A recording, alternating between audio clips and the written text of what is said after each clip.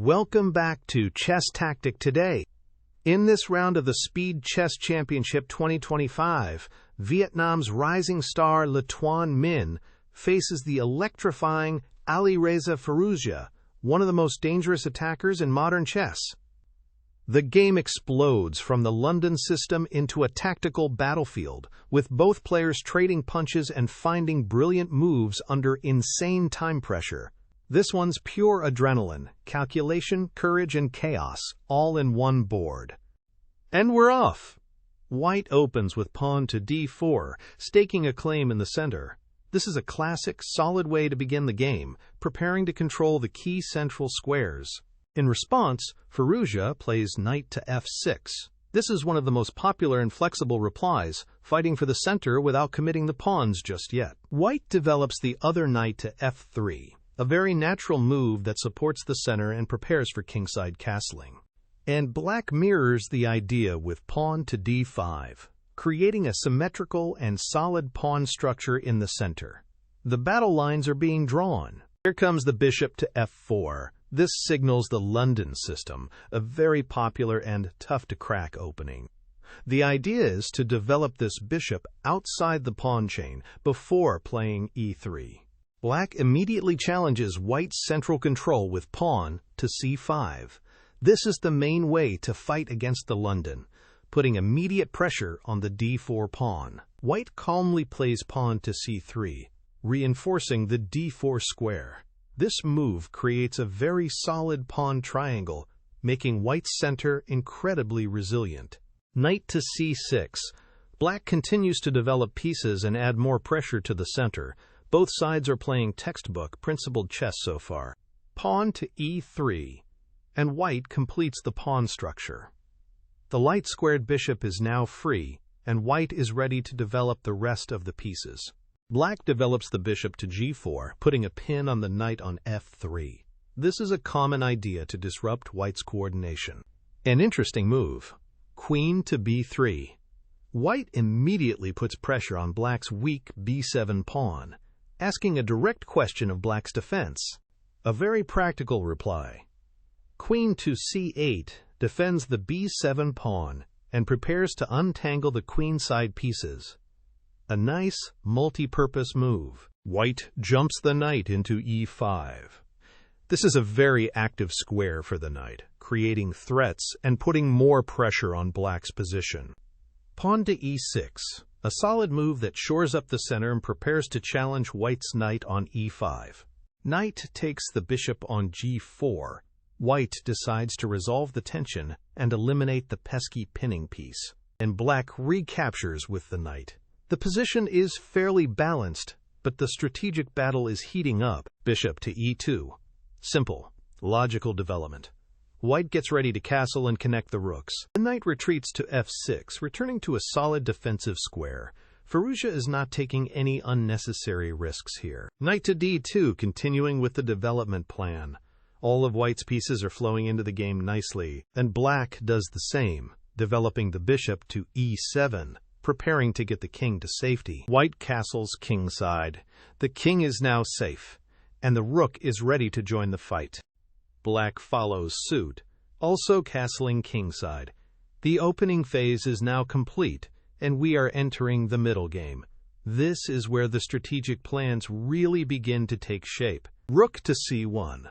A useful move, placing the rook on the semi-open c-file and preparing for potential action on the queenside. Black plays pawn to a6. A quiet but important move to control the b5 square and prevent any knight jumps. White brings the other rook to the d1 square, centralizing it and preparing to fight for control of the d-file. Pawn to h6 from Black. This is a prophylactic move, preventing White's bishop from coming to g5 and creating annoying pins. Queen to c2. The queen steps aside, connecting the rooks and keeping an eye on the center. And Black finally decides to release the tension in the center by taking the pawn on d4. White recaptures with the e-pawn, opening up the e-file for the rooks. The game is still very much in the balance. Queen to d7, a solid centralizing move. The queen supports the d5 pawn and keeps an eye on the whole board. Bishop to d3, a strong developing move. placing the bishop on an excellent diagonal where it influences both sides of the board. Black immediately offers a trade of bishops with bishop to d6. This is a good way to relieve some of White's pressure. White declines the immediate trade, moving the bishop to g3 to keep the piece on the board. But Firouzja insists. Bishop takes the bishop on g3, forcing the trade and slightly altering the pawn structure. White recaptures with the h-pawn. This opens the h-file for the rook, which could become a factor later on. A very solid move, pawn to g6. This controls the f5 square and prepares to challenge White's control of the light squares. The knight repositions to f3, a more active square where it can potentially jump into e5 again. King to g7. A subtle but strong move, getting the king off the back rank and closer to the center of the action. Rook to e1. White is starting to build a battery on the e-file, a classic plan to increase pressure. An aggressive pawn push. Black plays h5, looking to gain space on the king side and create weaknesses around White's king. Rook to e2. White prepares to double the rooks on the e-file, which is a very powerful setup. And Black does the same. Rook to e8, preparing to contest the open e-file. The battle for this key file is about to begin. White completes the battery, doubling the rooks. The pressure on the e-file is now at its maximum. Black responds by also doubling rooks on the e-file with rook to e7. It's a strategic standoff. Queen to d2, improving the queen's position and preparing to create threats. Queen to c7. A flexible move, the queen eyes the center and the queen side. There it is again. Knight jumps into e5, occupying that beautiful central outpost. This move really increases the tension. Black decides to trade immediately.